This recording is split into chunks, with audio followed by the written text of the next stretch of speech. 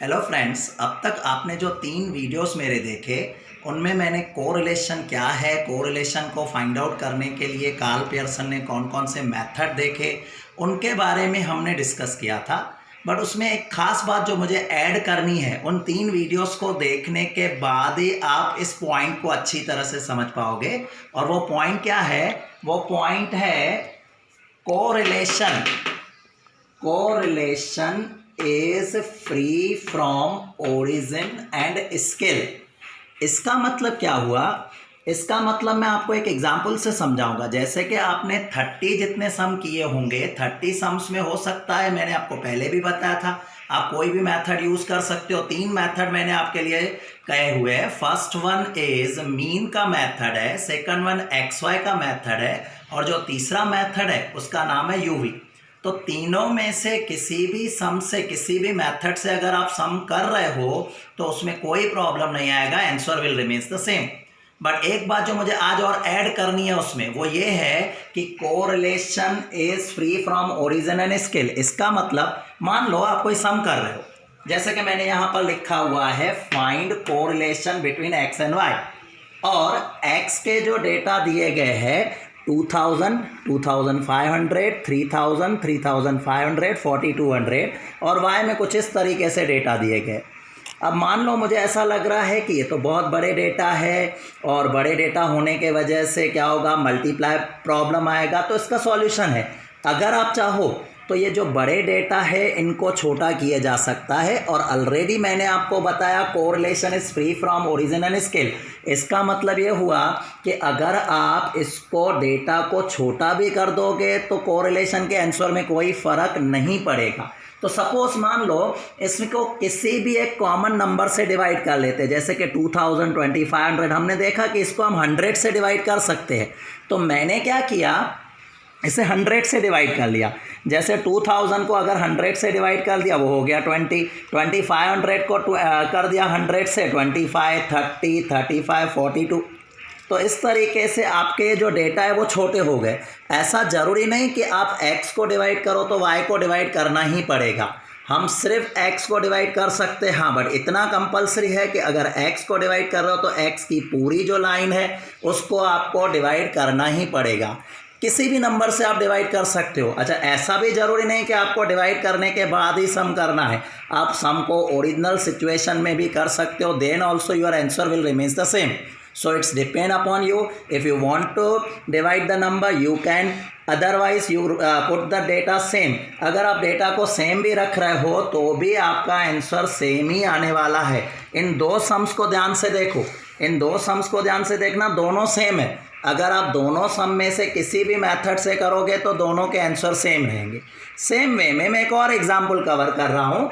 जैसे यहाँ पर लिखा हुआ है x के डेटा दिए हुए 3.5, 4.5, 5 सारे डेटा में पॉइंट्स दी गई है। अब ऑलरेडी मैं आपको एक्सप्लेन कर चुका हूँ कि जैसे पॉइंट्स होगी तो आपको डेटा में क्या होंगे, प्रॉब्लम्स होंगे, मल्टीप्लाई में, स्क्वायर में प्रॉब्लम होंगे। तो इसका भी हम सॉल्यूशन कर सकते हैं। अगर सारे डेटा में कहीं पॉइंट है तो जैसे 3.5, 4.5, 5.8, 6.2, तो हम इसे किसी भी कॉमन नंबर से मल्टीप्लाई कर सकते हैं। जैसे कि मैं अगर इसको 10 से मल्टीप्लाई करूँ तो 3.5 का हो जाएगा 35, 4.5 का हो जाएगा 45, 5.8 का 58, 6.2 का 62। और सेम वे में देखो y के डेटा दिए हुए 2000, 1200, वही ट्रिक जो मैंने आगे बताई थी, हम y के डेटा को हम 100 से डिवाइड कर देंगे। तो मैंने जैसे ही 100 से डिवाइड किया, 2000 का 20 हो गया, 1200 का 12 हो गया, 800 का 8 हो गया, और 1000 का 10। अब आप इसको कोरिलेशन फाइंड आउट करो। आपको फॉर्मूला में कोई चेंजेस लाने की ज़रूरत नहीं, जिस तरीके से हम सम कर रहे थे उसी तरीके से सम होगा, कोई भी चेंजेस करने की ज़रूरत नहीं है। जैसा कि मैंने पहले ही आपको बताया था, इस चैप्टर में हम 2 स्टैटिस्टिशियंस को यूज़ करने वाले हैं। First one is Karl Pearson. Karl Pearson के मैंने तीनों मेथड आपको एक्सप्लेन कर लिए। And second one is Spearman's rank correlation. तो अभी जो हम डिस्कस करने वाले हैं स्पीयरमैन्स करने वाले हैं, राइट। तो उसमें होता क्या है, एक्चुअली दोनों का डिफरेंस क्या है। स्पीयरमैन जो था उन्होंने कोरिलेशन ऐसी चीज़ों का फाइंड आउट किया जिसमें क्वालिटेटिव कैरेक्टर आते हैं। जिसमें क्वालिटेटिव कैरेक्टर आते हैं। अब पहला क्वेश्चन आता है क्वालिटेटिव कैरेक्टर मतलब क्या। फॉर एग्जांपल मैं दे दूं, जैसे कि हम किसी ब्यूटी कॉन्टेस्ट में बैठे हैं, हमारे 2 जजेस बैठे होते हैं, सामने बहुत सारी जो लड़कियां आती है कैट वॉक करके जाती है और वो उनको क्या करते हैं, कुछ रैंक देते रहते हैं। सेम वे में स्टूडेंट्स के जब हम पेपर चेक करते हैं तो हम नॉर्मली उनको रैंक देते हैं। अब आपने कितनी बार नोटिस किया होगा, 2 जजेस अगर बैठे हुए हो तो एक ने शायद हो सकता है किसी गर्ल को 3rd नंबर दिया है, बट किसी ने उसको 6 नंबर दे दिया है। तो अलग अलग लोगों के व्यू अलग अलग होते हैं। तो रैंक कोरिलेशन के थ्रू हम ये जानना चाहते हैं कि जो 2 जजेस बैठे हैं या 2 मैनेजर है जो अलग अलग लोगों को, अलग अलग एम्प्लॉयज़ को क्या कर रहे हैं, उनकी वैल्यूज़ को देख रहे हैं, तो उनमें क्या फ़र्क आता है।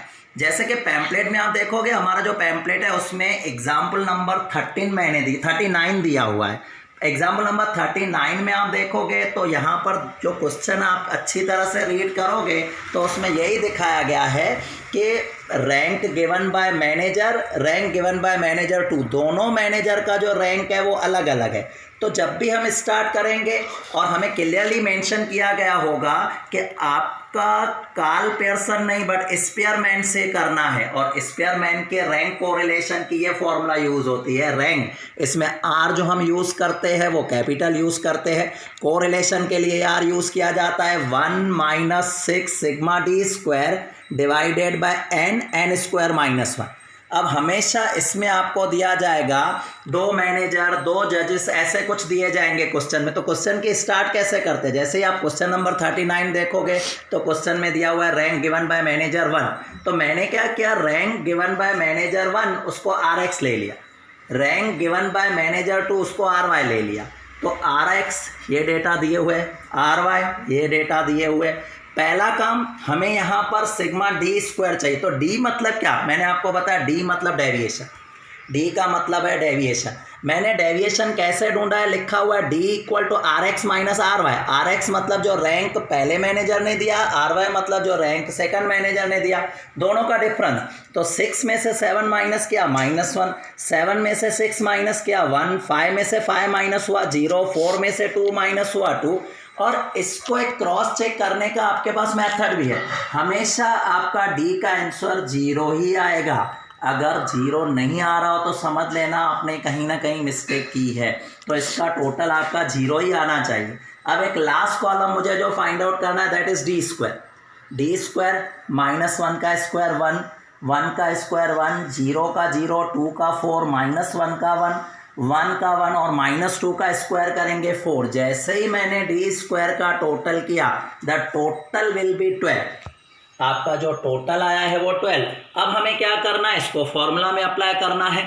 फॉर्मूला में अगर हम देखें, मैंने पहले ही बताया था 1 - 6 सिग्मा डी स्क्वायर। तो 6 जो है वो फिक्स है, सिग्मा डी स्क्वायर की वैल्यू आपने फाइंड आउट की वो 12 थी। तो 6 × 12 दैट इज 72। नीचे लिखा हुआ है n मतलब नंबर ऑफ ऑब्जर्वेशन या नंबर ऑफ पेयर देखोगे तो 7 दिखाई गई है। 1 2 3 4 5 6 7 नंबर दिए हुए। तो 7 n स्क्वायर 7 का स्क्वायर जो 49 आ रहा है -1, तो 49 - 1 इक्वल टू 48। 48 को जब हम 7 से मल्टीप्लाई करेंगे it is 336। When we divide 72 by 336 you got answer 0.21। So अगर हम 1 में से 0.21 माइनस कर रहे हैं so final answer will be 0.79। तो रैंक कोरिलेशन अगर हम कंपेयर करते हैं कार्ल पियर्सन के मेथड से, तो कार्ल पियर्सन के मेथड के कंपैरिजन में ये बहुत इजी मेथड होता है। बट दोनों सब्स्टिट्यूट मेथड है, अलग अलग मेथड है। आपको अगर कार्ल पियर्सन पेपर में पूछा हो तो उसी मेथड से करना है, रैंक कोरिलेशन पूछा हो तो इसी मेथड से करना है। आप ऐसा नहीं कर सकते हो कि कार्ल पियर्सन पूछा और रैंक कोरिलेशन से कर लिया। दोनों अलग अलग मेथड है, दोनों के करने के मेथड्स भी अलग अलग है। ये रैंक कोरिलेशन नो डाउट उनके कंपैरिजन में इजी है। आपके 12th बोर्ड की बात करूं तो रैंक कोरिलेशन 3 मार्क में पूछा जाता है, जबकि कार्ल पियर्सन का जो हमने मेथड किया था वो 5 मार्क में। टोटल वेटेज इसका 10 मार्क का है, जिसमें ऑलरेडी मैंने बताया एक MCQ, एक 1 लाइन का क्वेश्चन और 3 मार्क में ये सम दिया जाता है। 3 मार्क में ये सम दिया जाता है। और अगर हम देखें 5 मार्क का जो कार्ल पियर्सन मेथड हमने देखा था, पहले भी मैं बता चुका हूं कि कार्ल पियर्सन के मेथड के 3 तरीके हैं, कोई भी मेथड से करोगे तो आंसर सेम आएगा। बट ये जो आज हमने सीखा वो रैंक कोरिलेशन है। नो डाउट रैंक कोरिलेशन के अंदर भी कुछ पॉइंट्स और ऐड होगी धीरे धीरे, बट आज आप 39, 40, 41, 42 जितने सम्स आप आराम से कर पाओगे इस फॉर्मूला का यूज़ करते हुए। आगे भी इसमें एक छोटी बड़ी पॉइंट आएगी, तो हम जो नेक्स्ट सेशन होगा, नेक्स्ट वीडियो जो हमारा होगा, उसके अंदर हम ये सारी बातें डिस्कस करेंगे। Okay bye.